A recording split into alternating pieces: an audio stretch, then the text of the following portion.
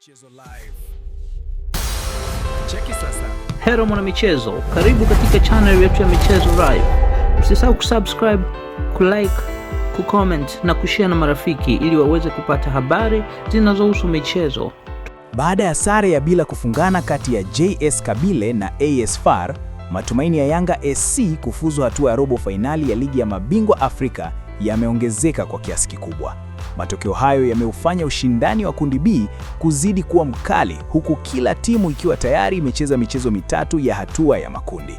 Katika mchezo huo wa tahadhari kubwa, JS Kabylie na AS FAR zilishindwa kupata bao, hivyo kugawana pointi moja moja katika pambano lililojaa mbinu na umakini wa hali ya juu kutoka kwa pande zote mbili.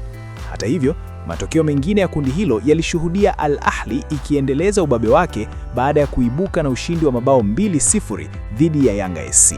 Waarabu hao walitumia vyema faida ya kucheza nyumbani Cairo na kuondoka na pointi 3 muhimu.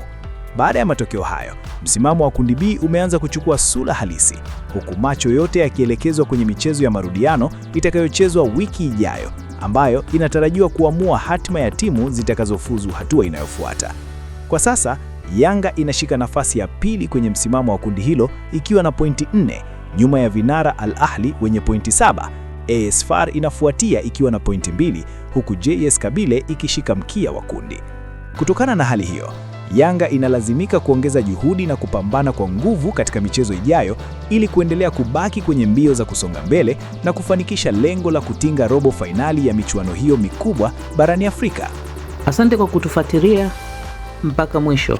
Usisahau kusubscribe na kuacha maoni yako. Ikiwa umependa channel hii, acha maoni yako hapo, share na marafiki.